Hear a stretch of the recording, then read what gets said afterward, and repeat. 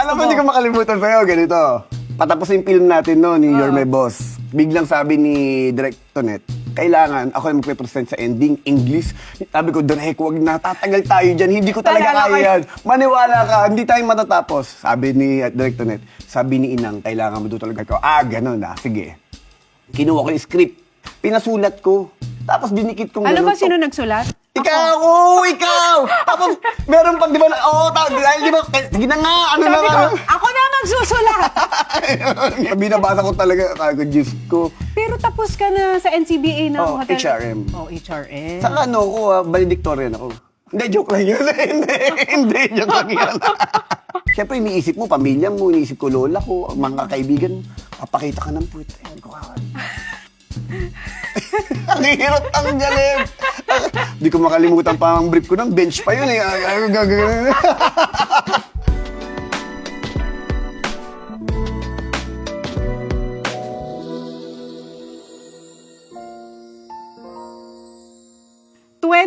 nung huli tayong nagkasama. Oo. Kasi feeling ko yung 2015 na yun yung talagang parang breakthrough na sa'yo na hindi ka na mapipigilan talaga after nun. After You're My Boss, ginawa mo yung Ang Probinsyano. Oo. Tapos yun na yun, dire-diretso na yun Dire-diretso. hanggang sa the longest running teleserye yung Probinsyano, nag-direct ka na, nag-MMF ka na, sunod-sunod na yun, di ba? Pero alam mo, sabihin ko, alam mo ba, sa dami ng mga nagawa ko from indie, gano'n, ang You're My Boss ang isa sa pinaka-favorite ko. No joke. Di ba, honestly, hindi naman ako nagpatawa doon, pero hindi ko kalain na, nakakatawa pala ako. Yung parang, laba, yung experience natin, yung English na. Naaalala mo yun?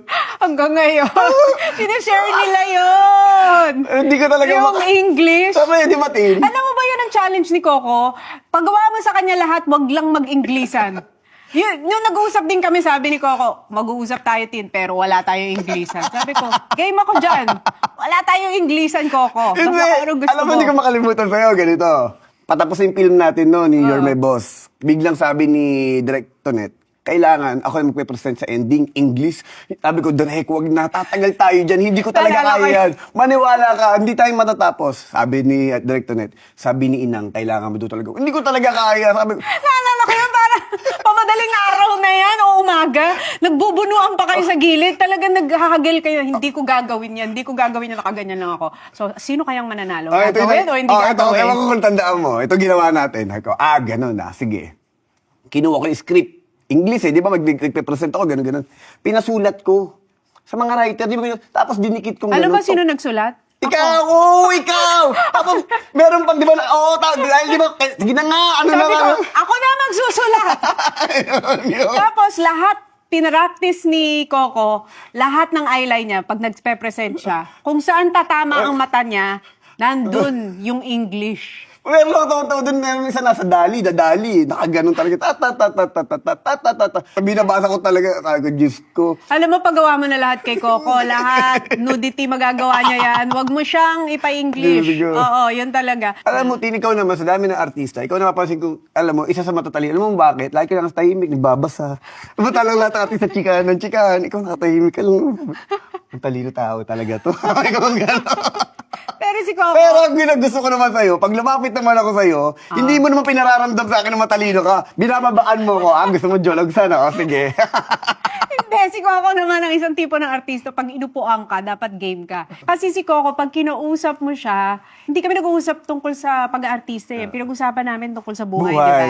Naalala ko may shinare pa siya sa akin noon, nung nasa bundok kami ng Batanes. Ewan ko naalala mo pa, sabi mo, alam mo, Tin, ito ang gusto ko. Bibili ako ng malawak na lupa, tapos magpapatayo ako ng simbahan, tapos doon ako magpapakasal. Pero alam mo, sabi ko nga talaga, gusto ko lang magkaroon kahit maliit na kubo dun. Di ba totoo, Tin? Na-in-love siya sa Batanes. Lumapag tayo, wala kang sasabihin na thank you, God. Kasi hindi mo ina-expect na may ganong kagandang lugar sa Pilipinas. Di ba parang, grabe. Alam niyo ba na-hold kami sa airport? Dahil si Coco gustong uwi ng iba-ibang kulay na ibon sa Batanes. Hindi, Hindi kami. nakapag-uwi ako Sabi ko, doon. ba't di tayo makalipad? Humihingi ng permit kay Mayor. Kasi si Coco gustong iuwi yung mga ibon. Sabi ko, ano ba yung ibon na yan? Pagkita ko, ay, yung ganda nga. Kasi sabi ni Coco, di ba ang ganda, Tin? Sabi ko, oo nga, para. Oh, di ba? Imported itsura niya. Kasi na-inlove ka sa mga ibon. May time na nahilig ka sa ibon, parang si Kuya Hindi, Aga. may kwento yan. Habang nag-shooting tayo, di ba nagtitake tayo, naghanap ako ng mga, Kuya, saan yung mga kalapati dito? Sabi ko talagang ganun. May pulis na tayong kasama dun eh. Doon yung kapatid ko marami. Sabi ko, yung ba yung mga galing Taiwan? Oo. Kuya, pag dinner break, samahan mo ko. Ano ginagawa mo? Pagpunta namin, di ba, dinner break tayo, umalis ako. Pagka gano'n, yan, kuya, pwede ba bumili? Magkano? Pwede bang biling ko 300 isa? Sige, mamili ka lang dyan. Pengin sako. Sinako ko. Kuha akong sako. Ang dami ko nabili. Tapos sabi ko, lagay ko muna sa ano ko, kuya, hatid mo muna ako dun sa room ko. Alam mo saan ko kinulong? Sa CR. Ang baho ng CR ko, hindi ako makagamit. Kasi syempre, puro kalapati na. Alam mo? May kwento pa ako itong malupit natin. Shoot time Makati sa office. Ano ba class natin? Batanes, di ba? Batanes. Tapos Baklas. pag palanding na nakakatulog ka, gigising. Hoy, gising na kayo kasi kukunan natin yung paglapag. Di, tayo, retouch konti, ganun. Tapos pagbaba, ito na yung baba tayo na. Akala ko yun lang ang kukunan yung baba. Dire-diretso take pala. Tapos di ba tinito, natatanda mo to. May eksena tayo, kunyari, nakagano tayo, nakatingala tayo. Nagtitake tayo, maya na ako. Sabi mo ganun, Direk, wala na to, pitiw na to. Alating ko na yata ng madaling araw yun. Totoo yan, may eksena kami sa You're My Boss. Balikan niyo yan. Nakahiga kami dalawa ni Coco. Nakatulog talaga siya while filming. Tapos tumingin na lang ako sa camera. Sabi ko, Pitiw na. hindi niya kaya magpaka-romcom ganyan. Bumitiw na. Pero grabe, kasi sabi ko si Coco, hindi talaga siya tumitigil. Ngayon, entrepreneur ka na. From actor, director, producer, ngayon, entrepreneur. Pero parang kasi, di ba, sa buhay natin, dadating tayo sa stage na parang, ano pa? Ano pa ang pwede kong gawin? Ano pa yung kaya kong gawin? Kaya ba napunta doon? Na actually, Tin, sabi ko nga, pinakakinakatakutan ko magnegosyo. Kasi wala akong alam. Kasi ang alam ko, sabi nila, pag magninegosyo ka, dapat 100% nakatutok ka. Yes. Pero kung wala akong time, wala akong paano mangyayari? Nag-start lang, nagkaroon ng lakas ng loob ako nung natuto ko mag-produce. Kauna-una akong pinroduce na pelikula, yung Panday. Nararamdaman ko gusto ko mag-direct. Pero hindi ko alam kung may magtitiwala. Kasi una, hindi naman ako nag-aral. Hindi nga ako nakakaintindi ng lente. Ang alam ko lang, magkwento. Sabi ko, pag nag-direct ako, sabi ko, paano kung hindi kumita? Ang pagpaproduce, parang susugal ka eh. Sugal, di ba? Sugal Sugal talaga eh. oo. Base sa mga experiences ko rin, pag nag-show abroad, di ba? Minsan, hit na hit yung soap mo. Tapos pag nag-show ka abroad, biglang hindi ganun. Bakit? Kasi mali yung marketing. Ang akala ng ibang mga producer, yung mga ibang inaalok na basta sikat yung artisan dinala, automatic na yun. Hindi nila alam na pag tama marketing, yan. Kaya sabi ko, ayoko na ma-experience yung lalabas ka sa mga tao, nakangiti ka, tapos minsan, ang tagal na naghihintay ng mga tao, ba't wala nangyayari, ba't di lumalabas? Kasi nag-aaway pa yung mga producer, ayaw ka pang palabasin kasi hindi pa nagkakabayaran. Kasi lugi. Kaya ako kinukwento, sabi ko ganun, ayokong kumuha ko ng producer and then after that, malulugi. Kasi alam ko yung hirap ng buhay, kung paano nila pinaghirapan yung perang yun. Kaya sabi ko nun, kung gusto ko mag-direct, gusto ko sumali sa Metro Manila Film Festival, sabi ko, ako na rin magpuproduce. Para kahit kung hindi kumita or hindi ko mapagdikit-dikit o pangit ang kalabasan ng pelikula, Ako lahat. ako na lang. Saka yung tahimik na lang, hindi ko na siya ipapakita, hindi ko na, experience na lang. Iano ko na lang sa ano. Pero may magic na sabi ko nga, yung first day ko, na tumungtong sa set, Divisoria yun eh. Alam mo, para ako ng ibang tao. Parang alam ko agad yun, dito yung camera, ta. Tapos ito ako tatakbuhin. Yung experience ko sa indie, hinalo ko. Kaya ang bilis ko nun eh, nagugulat sa akin yung buong team mo. Ang hindi kasi ang daming nagagawa sa isang araw. Sabi kong ganun sa sarili ko, ang isa sa mga sikreto o key, kailangan lahat ng tao mo tama. Yung mga kasama ko na sa indie, sa commercial, sa mainstream, di ba? Ibig sabihin yung alam na nila. Saka Tutulong sa'yo na i-guide ka. Oo, humingi ako ng tulong talaga sa kanila. Sabi ko talaga sa kanila, kaya hindi ko alam ang lente, ikaw na bahala. Basta alam ko lang wide, medium, close-up. Basta ako bahala mag-ano. Tapos ito pa isa pang ko doon. Never ko binuksan ng script. Kasi ako, pag kinuwento ko na sa'yo, napapanis eh. Totoo yung... Nawawala yung gut feel. Gusto ko yung pag dumating ako sa set ko, nakita ko. Fresh. Doon lahat ng idea, doon pumapasok yung idea. Tapos nung natapos ko yung pelikula, sabi ko talaga, paano ko ito natapos? Siguro sabi ko, si God at si FPJ, sabi ko, ginaguide ka. Kaya nga pag ngayon, babalikan mo, pag tinanong mo ako, anong pinaka mali mong ginawa sa buhay mo? Nag-direct. Sabi ko, may kukwento ko mga ano to. Ito yung mga secret ko ng mga ano. Nung araw, sabi ko sa sarili ko, pangarap ko makasali sa Metro Manila Film Fest. Yun ang pangarap ko bilang artista. Kasi, di ba pag Pasko naglulooking forward ka manood ng Tsaka sine? yung nagpaparade yung mga Parade, di ba yun yung artista? ano? Alam mo, ginagawa ko nung din lang namamalayan. Dumidikit lang ako sa inyo. Sa malalaking artista. Totoo, dumikit ako kay Sarah. Dumikit ako kay Ate Chris. Kay Vice, sa'yo. Di ba nag-ano ka na, Ate Chris? MMF? Oo, kaya. Kasi pag may malaki kang artista kadikit, nagmumukha ka na rin, uy, kumbaga nandun ka na. Oo. Hanggang later on, di na mamalayan ng mga tao. Lumalaki ka na sa mata nila. Kaya nung sabi ko, piling ko hinog na ako. Parang gano'n. Sabi ko, baka kaya ko na. Kaya ako naisip na magsarili na sa Metro Manila Film Fest. Kaya ako nagpanday. Tapos yun na yun. After Panday, next movie ko, ako pa rin ang producer, ako director, ano naman. Nag-bossing ka rin. Ako, nag-bossing din ako. Yun muna, Jack and Popoy. Ano naman ako doon, co-producer. Ano nangyari sa Coco talaga? Wala na to. Hindi ko Hindi. na papahinga sarili ko. Actually, Bibigay ko na lahat dito. Alam mo, isa sa mga ano ko. Kasi, lagi ko sinasabi to, naramdaman ko kasi sa part ng buhay ko, yung puro rejection. Kauna-una akong acting experience, una commercial. Minura ako ng director ko. 2 a.m. in the morning, pinapapalitan ako.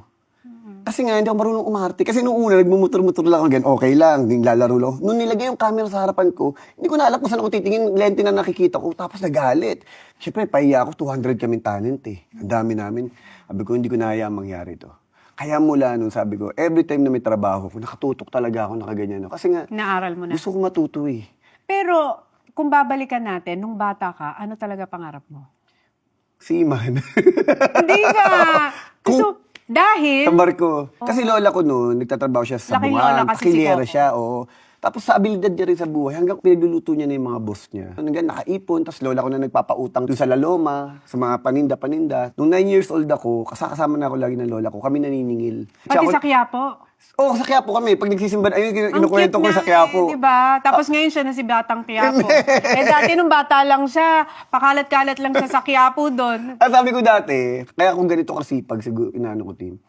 Kasi kung ano talagang mga experience sa buhay. Kasi pag mahirap ka, di ba, titirahin mo lahat eh. Nabasa ko, ang dami mong pinasok na trabaho. Ano-ano mga trabaho pinasok mo? Nung nag-aaral pa ako, nagta-tricycle ako. Nag-pedicab pa ka. Kasi may ganun kami. May tricycle kami, ka? saka pedicab. Oo. Ilang taong ka nung nagta-tricycle ka? High school, college. Pero pag gabi, pag tulog na lolo ko, masungit kasi lolo ko eh.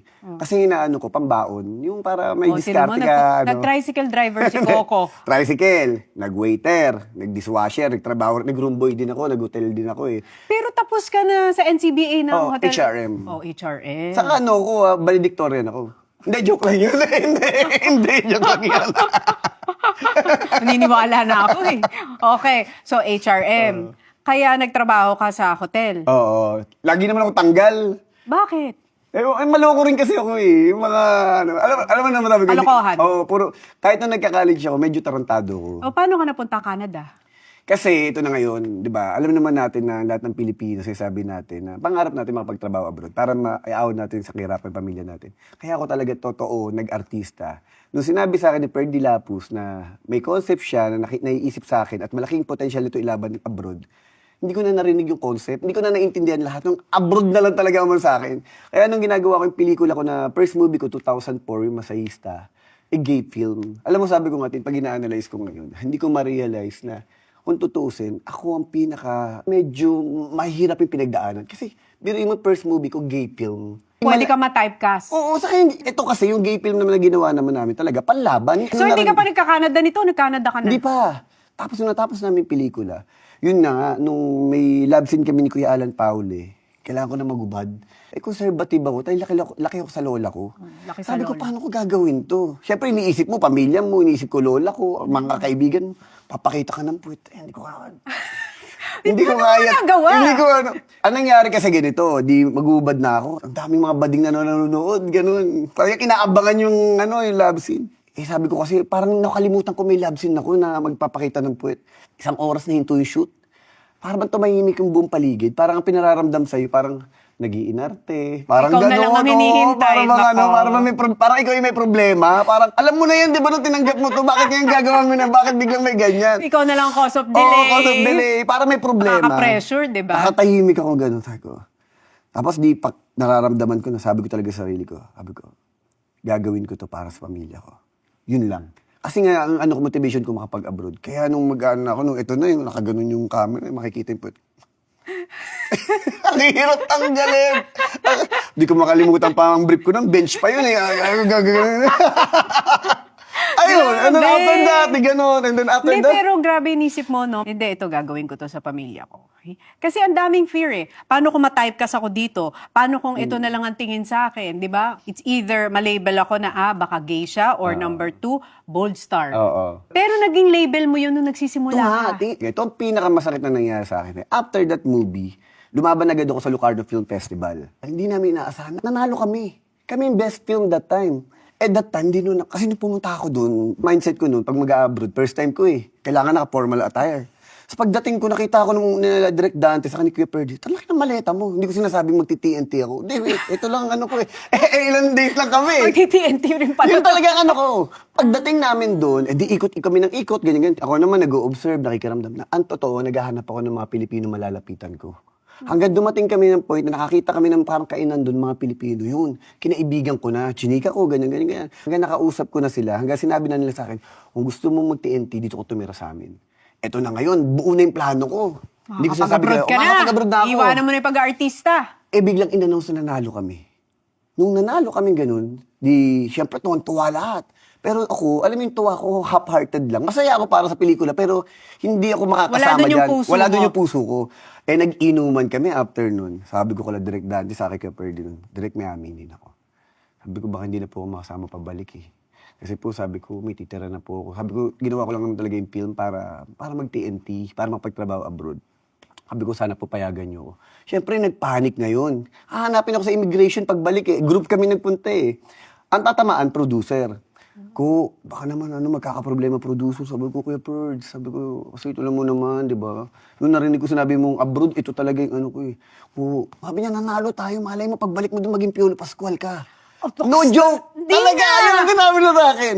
Siyempre ako naman, nakainom kayo, di ba? Dahil bata pa rin ako. Nag-utu-utu naman ako. Naniwala naman ako na ano. Pag bata ka talaga, Oo. totoo ka eh. Di ba, Lahat na sabi lang ko, papaniwalaan mo sabi eh. ko, baka nga, malay mo, nanalo. Baka mamaya iba yung pagdating mo sa Pilipinas, biglang sumikat ka, di ba? Di, syempre, convince ko. Sabi ko, sige. Sumama ako pa uwi ng Pilipinas. Pagdating ko sa Pilipinas, ang interview sa amin, pinagkakaguluhan agad kami dahil nga first time nanalo sa Locarno eh. Oo. Oh, ano masasabi mo? Ikaw pala nakabuntis kay Catherine Luna. Naalala ko yun. Alam mo kung bakit? Oo. Nag-ETK ako. Isa sa unang show ko sa ABS-CBN, yun ang topic. Coco Martin, nabuntis si Catherine Luna. Sabi ko, yan pala si Coco Martin. So yun na yung nasa isip ko. Tatay pala siya. Alam mo, tita, sabi ko, ang masakit. Di man lang ako kinongrats na nanalo kayo about the film. Wala. Yun agad ang bungad.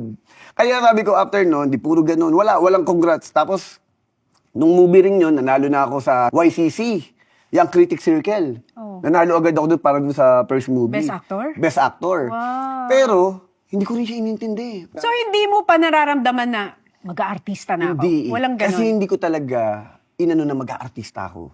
Ang ano ko lang trabaho. Ang mindset ko, yung pag-aartista sa akin noong that time, racket.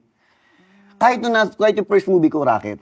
Tapos hanggang dumating ang point, lumaban ako sa iba-ibang festival ganun, nagpapaalam ako daw pinapayagan. Pagdating ko sa Toronto, meron akong isang mag-asawa, may-ari sila ng restaurant, gusto na rin nila ako kunin. Tapos nagpaalam ulit ako kay Direk Dante, hindi na naman ako pinayagan. Sabi ko, gano'n na, hindi niyo ako pinapayagan na. May laban ulit ako sa Vancouver. Sabi ko, sama ulit ako dyan ha. Hindi nila alam, nagpabisa lang ako. Nung nakakuha na ako ng visa sa Vancouver, lumipad ako papuntang Alberta kasi doon may mga kamag-anak ako. Doon ako nagtrabaho for 9 months ng janitor. So ilang taon ka nung nagtatrabaho sa Canada? 20s? Hindi, late na ako noon, mga 25 na ako. Tapos alam mo, naranasan ko pa doon kasi namumulot ako ng mga plastic bottles ng mga Coke in can, mga ganyan. Kasi sa isang buwan, bibenta namin yun, mga nakaka-100 Canadian dollars din kami. Tapos sabi kong gano'n, nung parang feeling ko walang mangyayari. Sabi ko, okay naman, may trabaho. Pero hindi regular job hindi maayos Napilitan na akong bumalik. Sakto nung pagbalik ko, nag-apply na ako sa Thunderbird, sa Taytay. Oh. Nag-apply na ako dyan. Waiter sa casino. Aba, nagganyan ka Apply pa na ako. pala. At nung nga dinatanggap na ako, interview, ganun. Nalaman ni Brillante Mendoza, ni Direk Dante, na bumalik ako, 2007. May ginagawa siya noon na pelikula na indie na Tirador. Sabi niya, baka gusto mo, rumakit ka muna to. Direk, mag-start na ako Sabi ko, waiter ako sa Taytay Sabi, subukan mo muna, malay mo, sayang. Nung sumubok akong ganun, kaya ako lagi ko kinukwento to. Yung eksena ko doon, mga magnanakaw kami sa Quiapo, mga snatcher kami. Tapos, may eksena kami live talagang procession ng Quiapo, January 9. Kami, devote kami. Nazarene? Oo, Nazareno. Hinagis talaga ako live. 1, 2, 3, hinagis ako. Para ako lumangoy talaga sa mga tao. Hindi ko hanggang nung malapit na nakipagbalyahan talaga ako. Tapos nahawakan ko. Nung nahawakan ko, talagang nahawakan ko yung sarili, laglag agad ako. Alam mo yung pakiramdam ko, para ako nasa kumunoy ng tao. Hindi ako makahinga. Ang liit ko pa. Talagang, tapos biglang may sumabi sa, taas mo kamay mo, taas mo kamay mo. Nung tinaas ko yung kamay ko, dahan-dahan, hindi ko naka-exit ako. Pag-exit kong gano'n, tumakbo agad ako kay Direk dati. Direk, ayos, hawakan ko eh. Sige, preview. Pag-preview gano'n. Hindi nakita. Ko, isa pa, nasapawan ka. siya! Kasi ang gawan eh, na gano'n eh. Oo. E di syempre, dahil nahawakan ko, yabang. Sige, Direk, isa pa. O, abangan na lang natin yung pagpasok sa Quiapo para nakatayap yung simbahan. Pag-agis, 1, 2, 3, hinagis ako, laglag agad ako, hindi ko na nahawakan. Tapos noon, 2007 noon, sabi ko, hindi ko na namalayan. 3 hanggang 4 na pelikula ang ginagawa ko na sa isang buwan. Dumating na ako sa point na hindi na ako halos nakakauwi. From pack-up, dumidiretso ako sa kabilang location. Umabot ako inabot ako ng 10 a.m. Pausa-pawis ako dahil syempre wala kang pera, hindi ka makapagbukas ng aircon. May kotse na ako that time. Direk, nasaan na po kayo? Kanina pa po ako nandito. Bakit? Nandito na po ako sa location. Wala naman tayo shooting nga. Hindi nga, umabot. Nawala na ako sa Tapos dumating na yung parang MMK, hindi ko makalimutan to eh. Pack up ako ng 4 a.m., 7 a.m. ang call time ko sa kabila. Tabu pa ako nun, nabalichis eh. Umiiyak talaga ako. Yung sabi ko sa sarili mo, kaya ko pa ba? Pero sabi ko lagi nun, di ba hiningi mo yan? Sabi ko lagi, kukwento ko. Pag nagdadasal kami nun ng lola ko sa Quiapo, lagi lang ako sinasabi ko, Lord, bigyan niyo lang ako ng trabaho, kahit ano, kahit wag akong matulog. Yun, kaya hindi ko makalimutan eh. Kasi sabi ko, Kahit wag ako matulog. Yun Kaya ang pala nangyari hindi ka pinapatulog. yun ang nangyari talaga. Pero grabe, pinagdasal mo pala yun sa Quiapo. Tapos grabe yung binigay sa'yo ngayon. Pag ginatabi ko nga, pag ginaano ko, yung 10 hiniling ko na pinagdadasal ko lagi, kaya ko sabihin lagpas 15 o 20 pa ang binigay. Baka nga Sobra. 100 eh. Alam mo, pag iniisip ko yung success story mo, isa ka sa may pinakamagandang transformation when it comes to paano ka nagsimula sa career mo at paano mo nabaliktad lahat. Kasi di ba nung nagsisimula ka, sumama ang loob mo, sinumpa mo ABS. Kasi nilabel ka as, Bold star. can you imagine? Di ba? Pero ngayon, one of the icons and pillars of ABS-CBN, Hindi Coco naman. Martin. Pero pinagkasumpa-sumpa niya yun nung nagsisimula Ang sakit, siya. ang sakit talaga, Tin. Ang sakit talaga. 2 beses ako ni-reject. Yung una talaga, Direk, sexy actor pala si Coco Martin, gano'n. Kasi nga kinukuha ko para love triangle siya sa kanya Raver. So after that, okay lang, tanggap-tanggap ko pa. Nung tinawagan ulit ako para sa soap ni Ate Juday, na sabi nga gano'n, may best friend daw na bading, hindi ko alam kung, basta alam ko yung Narserie yun eh. Tapos sa Direk, ano, kaya ba magbading? Kaya yan, Direk. Kasi kailangan ko talaga ng pera eh, di ba? Kaya yan. Tapos okay daw kay Coco, galto. Tapos after ilang days tinawagan, Direk, bold star pala si Coco Martin. Alam mo naman ang di ba, may Doon ako napikon, na para bang sabi kong ganun. Kahit ganun, sabi ko, ang taas ng respeto ko sa trabaho ko. Hindi ko siya tinitignan na ganun, hindi ko tinitignan ng label. Kasi naniniwala ako, ang artista, mula kuko hanggang buhok, sabi ko, part yan ng pagiging artista. Iba-ibang level lang, di ba? Merong mga wholesome, di ba? May mga ganyan, action star. Nagkataon, ganito yung ginagawa ko eh. Hindi ko siya tinitignan, ginagawa ko bold. Hindi yun ang pagkatao ko. Oo, hindi yun. Trabaho ko yun. Kailangan gawin. Sabi ko nga, pag lumalaban ako abroad, lalo na sa Europe, halos lahat, nakita na yung palakpakan after, eh. Diba? Yung art yung nakikita Oo, nila. yung respeto, eh. Pati dito may ganun. Parang ang baba. Bakit ganun? Pag pinakita mo katawan mo, nakipag-labsin ka, yun na yun, ang baba na. Part yun ng trabaho mo. Kung walang gumagawa nun, sino magpapakita ng ganun? Paano ko di ba? So sinabi mo yun? Sinumpa mo? Sabi mo, Sinumpa ko talagang nung inano ko, sabi ko talaga, kinakausap ako nun ni Mami Jane, sabi ni Mami Jane na, kinukuha ka ni Direk Andoy para sa bagong soap niya sa ABS. Ayoko na, sabi ko, unang-una, hindi naman ako nag-a-apply sa kanila. Sila kumukuha sa akin, tapos gaganunin nila ako. Sabi ko, kung ayaw nila sa akin, di wag. Sabi ko, hindi ko naman gusto Siyempre, galit ka nun, di ba? Kaya hindi ko makalimutan si Jacqueline Jose. Sabi niya talaga, para sa akin, isa na lang. Pag hindi pa nangyari to, at wala nangyari sa'yo, wag ka na mag-TV. Kahit kailan. Kasi ang puso ko nun nasa indie na. Nung time na yon, lumalaban na kami sa Cannes. Nung after Oo, para ikaw 2007, ang king of indie nun. Pag sinabing indie, Coco Martin yan. alam mo ba, meron ako ginawang pelikula noon. Ang binayad sa akin, buong pelikula ako bida, 2,000 pesos. Indie? Hindi. Pero sabi ko noon, proud ako. Bakit? Pero mo sabi ko, dinanas ko yun. Pero siguro ang isa sa nakikita ko sa'yo, Coco, kaya ka sobrang blessed. Kasi grabe yung pagmamahal mo sa lola mo eh. Kasi, di ba, kaya mo lang naman ginagawa to in the beginning kasi gusto mo lang makatulong sa pamilya mo. Tapos to this day, ganun ka pa rin. Ito para sa pamilya ko, para sa pamilya ko, para Yung sa ano kasi, pamilya ko. Tin, sabi ko nga, hindi ka, nung bata kami, kasi talaga, hindi maganda yung, talaga as in, yung trauma, yung ganun. Tapos Kasi naghiwalay din parents mo. kaya, ng bata kaya ka nung naghiwalay yung parents ko, hindi kami parang ang sakit kasi naghiwalay. Gusto na rin namin. Kasi laging, hindi maganda nag-aaway, ganun. Tapos sabi ko noon, sarili ko, never ako nagtampo, nagalit, wala, yung sa magulang. Para bang bata pa lang ko, naintindihan ko na. At nung naghiwalay sila, parang okay sa akin. Kasi mas, parang feeling ko mas naging maayos. Kaya napunta ako sa lola ko. Tapos lola ko naging pamantayan ko na sana balang araw maging kasing sipag ako ng lola ko. Kasi pati yung mga pamangkin niya, siya rin nag-aalaga sa amin, mga apo niya, lahat siya. Kaya nung nabigyan ako ng opportunity na magkaroon talaga ng maayos na trabaho, yung regular na trabaho, talagang niraratrat ko. Sabi ko nga, hindi para sa akin eh. Kasi sabi ko, gusto ko, sabi kong ganun, kung anong meron ako, kahit papaano, hindi man pantay, gusto ko kahit papaano meron mga kapatid ko. Nung naibigay ko na lahat, saka ko sinabi sarili ko, hindi, ako naman. Time ko para sa sarili ko. Kaya ngayon, kung ba't ako pinukwento na nagkaroon ako ng lakas ng loob ng magnegosyo, kasi ngayon, ang iniisip ko na ngayon, yung future ko. Sabi ko, sisimulan ko na. Minarkahan ko, napaaga nga eh. Sabi ko, 2025. Sabi ko, natatakot man ako, nervous man ako, sabi ko, pero susugalan ko na to. Sabi ko, magpo-full blast ako, mag-ano sa negosyo. Ang minsan kasi sabi sa akin, bakit dishwashing liquid? O bakit? Parang against sa action star ka eh. Eh, sabi ko kasi, hindi man ako nagpipiling eh. Hindi nga ako nagpapaka-action star na. Hindi nga eh. Sabi ko, doon ako galing eh. Sabi ko, dati akong waiter, dati akong dishwasher. Sabi ko, ganun, pinagdaanan ko lahat. Yun yung kabisado ko eh. Practical lang ako. Hindi ako nagpapaka-ipokrito. Sabi ko nga, ako ngayon, sabi ko, makikita nyo nakaganyan. Pero sa totoong buhay, yun pa rin ako. Di ba, paano ako magsalita, ganun. Sabi ko nga, lagi ko tinitignan, yung pag-aartista sa mata lang ng mga manonood yan. Pero ako, nagtatrabaho lang ako. There's no one in the industry who can outwork you. Yung grabing dedikasyon at pagtatrabaho mo, parang hindi mo ma-overwork si Coco. Bago mo sabihin na overwork mo yung sarili mo, overwork si Coco. Sabi ko nga, minsan di ba tayo pag mag-mall show, kadalasan yan, 2 kanta. May bonus na yung 3 kanta. Alam mo kung pagtatawanan ako, concert, pinaka-konti ko siguro kinakanta, 7.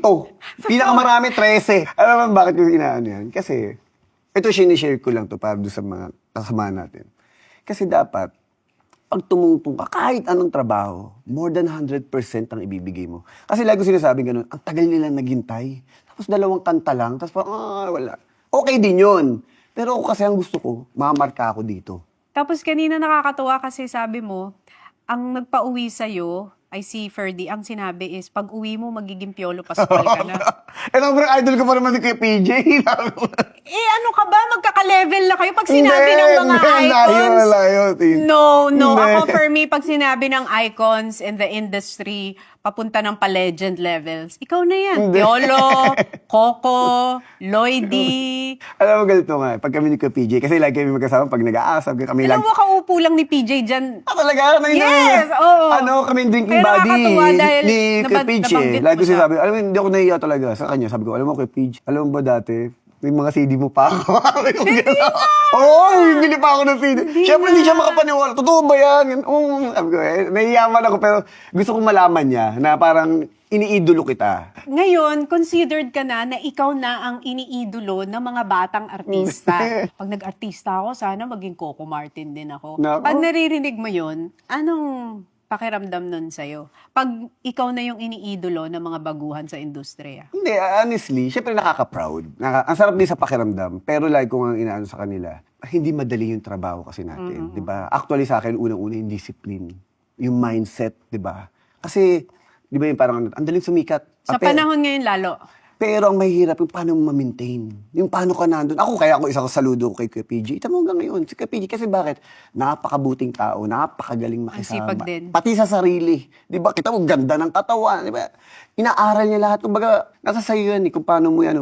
Kung yung magpapakapiling ka, sumikat ka, tapos, yun na yun. Di ba? Isa rin yun sa pinag-usapan namin ni Piolo, na kapag ganyang klase yung mindset, yung sobrang focus sa trabaho, dedicated, passionate sa ginagawa, usually ang personal life, nagsasacrifice. Pero ikaw, paano mo nababalanse yun, yung sa personal Ako life? naman, magkaiba naman kami ni Kuya PJ.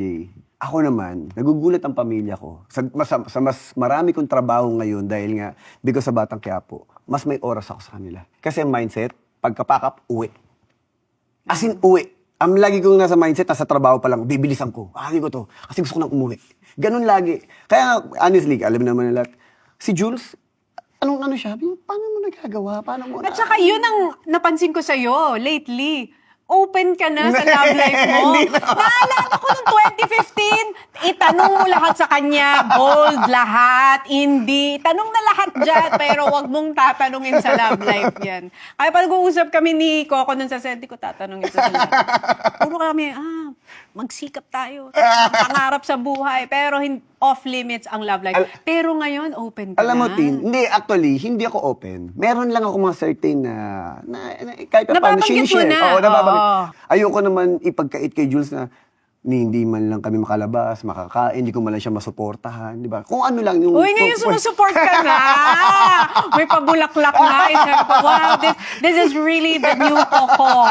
Hindi naman. Ito na talaga ang bagong Hindi, Coco. hindi Talaga, naman. may pagka-showy na Hindi talaga naman. siya.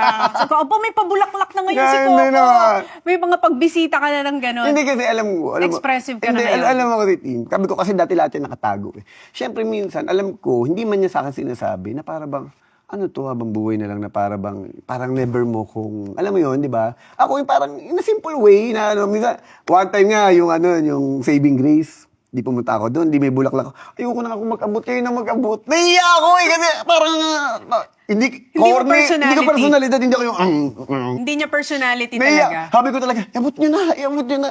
Eh, ayos, syempre, gusto nila ako Siyempre, mag-abot. ikaw. Ang parang, hindi ko na alam kung anong gagawin. Parang ang diba? awkward sa akin eh. Hindi, pero naiintindihan kita. May mga ganung tao na may mga bagay na gusto niyang i-value na akin na lang to. But you know, pag pinapakinggan kita, lahat ng ginagawa mo, nararamdaman ko, yan, rooted sa pagmamahal mo sa pamilya mo. Kasi at the end of the day, para kanino ba lahat to? Totoo. Para kanino ba tong lahat ng pagod, puyat at trabahong ginagawa natin? Para Sa pamilya. Alam mo, sabi ko nga minsan pag umuwi ako, gusto ko pag inaabutan ko ang pamilya ko nanonood ng Batang Quiapo. Kasi alam mo yung, kahit pa paano napaproud sila na napapakit, lalong-lalo sa lola ko, yung parang after all, nung paghihirap niya sa akin, ganyan-ganyan. Nagpapasalamat ako na inabutan ng lola ko kung nasan ako ngayon. Kasi parang feeling ko ito yung ano eh. Yun yung pinaka-reward ko sa buhay ko na yung bunga ng pinaghirapan niya sa amin, sa buong pamilya niya, lalo na sa akin. Kasi na may nakita siya na siguro na after all ang paghihirap niya, may isang tao, may isang sa pamilya niya na talagang nakita niya na, masenso.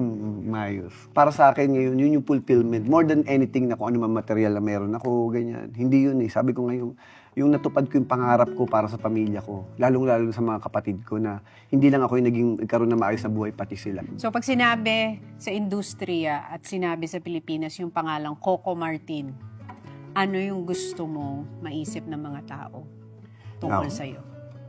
Gusto ko makapag-iwan ng marka na parang yung ginawa ni FPJ ng mga proyekto, pelikula o na alam mo na maiiwan mo sa mga tao. Kasi ngayon lahat ng ginagawa ko ni FPJ di ba? Gusto ko makagawa rin ako na yung tatak ni Coco. Legacy. Legacy. Yung ako na yung maaalala, parang ganun lang. Yun lang, maliit na pangarap lang na sana makagawa rin ako balang araw.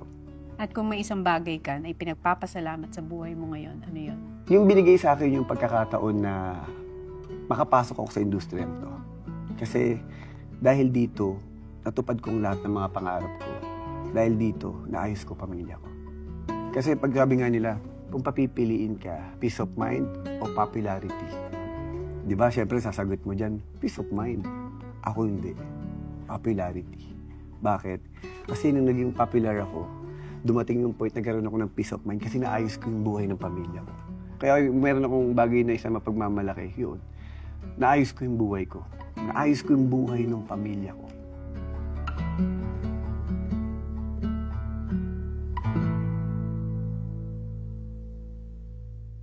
Thank you very much, Thank you!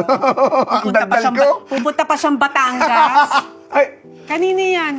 Wow! Naku, paano naman? As Julia naman ako Hindi! dito.